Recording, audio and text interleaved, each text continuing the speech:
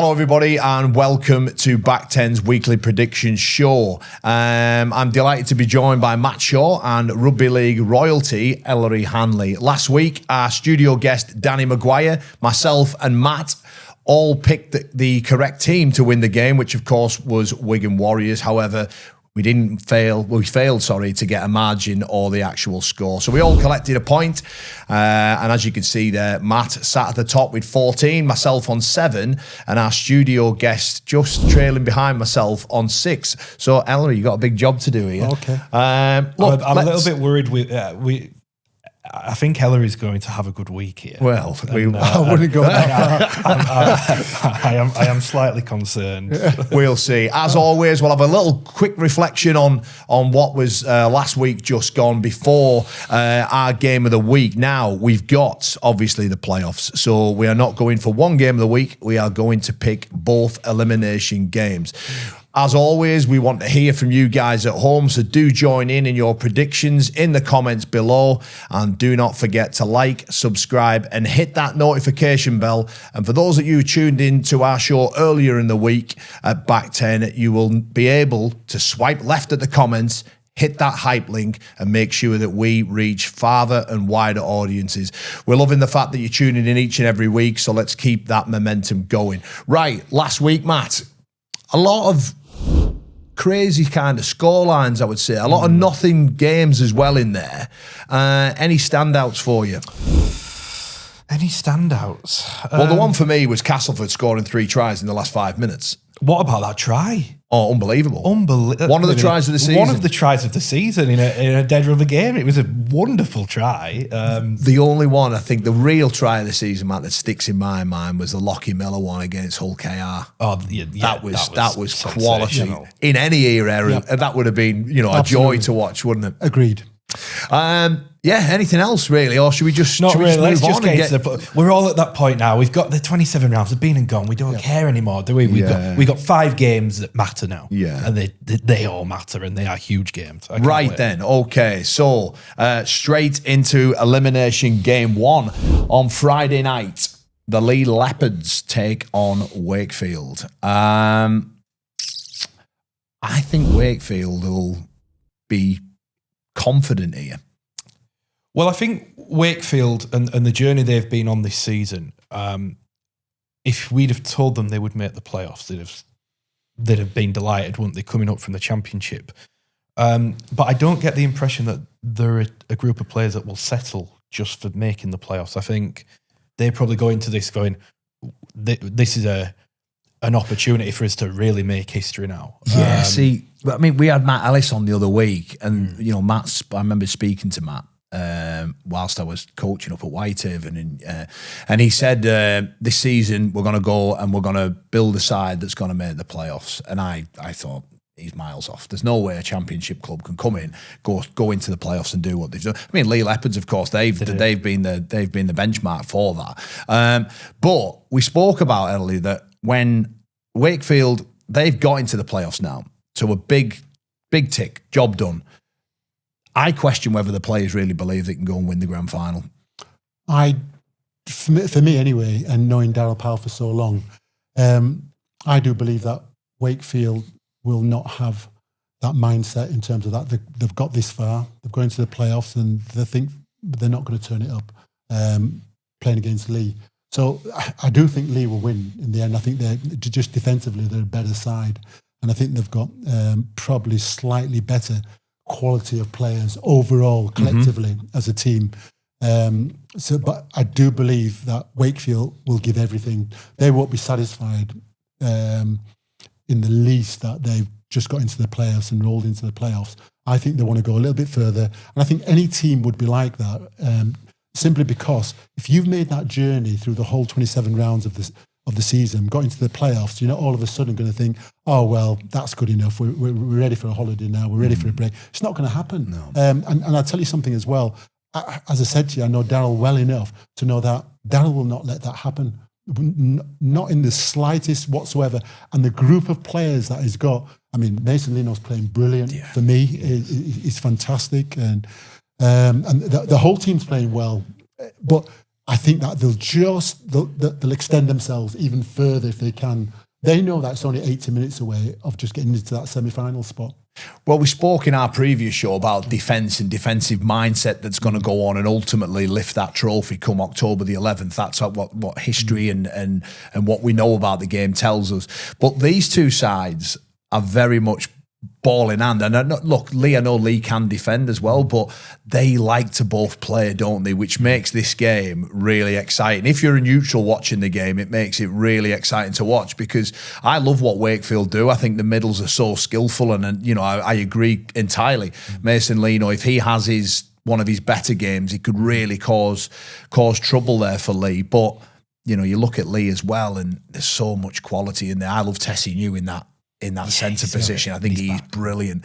You know, Lachlan Lamb, Gareth O'Brien as well. He picked up an injury. It looked a nasty finger injury. Whether we see him or not, I don't know. Both teams have, Wakefield definitely without Max Jowett. Because he failed his HA, which is a blow for them. But they have got Josh Rourke who comes in and he's done a job when he's played. Yes. Gareth O'Brien would be a loss. But even what I've liked about Leigh is when they've lost players this year, they've had someone who steps up who you maybe not expect. Ben McNamara had a great run when Gareth O'Brien was out of the side, and he might come back in. And I don't think Leigh will be awfully concerned. Yeah, for me, Matt, I think losing Max Jowett, I think that it's a bigger loss, and they'll try to cover it up. Mm-hmm. And but I really don't think they can cover it up because I think he's such an inspiration. He's massive, and him being at the back brings confidence to the Wakefield front line. So I think that's probably one of the reasons why I think Leigh will win as well, because of the Max Jowett loss. Okay, guys, right. Okay. Leigh. So you think Leigh? We'll start with you. Absolutely. Ellie. Leigh will win. Yes. You get a point if that comes true. We need the correct score and we need the correct margin. No, the correct margin first, sorry, then the correct score. Goodness gracious me. You don't ask for a lot, do you? No. Goodness gracious. Well, I would... I don't think Leigh are going to let many points in, so I'm going to say the score's going to be Leigh 24 points to Wakefield. I think they will probably get 12. 24-12, Ellery. Matt? I am going for a Leigh win. I've got Leigh 19, Wakefield 12. 19-12, interesting. No, it's a good shout. Right, I'm going to go Leigh as well. I think Wakefield, obviously, look, well done to them. I think a huge achievement, but I just think Leigh has been a fortress this year, and the atmosphere, it's my favourite place to watch a game. You know, this year is absolutely bouncing, and no doubt the Leigh Sports Village will be rocking again on Friday night. I think Leigh Leopards will get this win, and I think they'll win, I'm going to go 26-10. Yep. 26-10 to the Leigh Leopards. I think, you know, one of my favourite players in the competition, Edwin Apapa. I think he, you know, obviously if you get him, he absolutely. I love watching him, but I would not run at him. No, maybe. Absolutely not. No, it's not fun. Right, moving on. Leeds Rhinos v St Helens, Saturday evening. This game does not need an introduction this time of year. They have faced each other so many times, and that battle that they had in those 5 grand finals, Leeds coming out on top in every one of them. It just doesn't need any introduction, this game.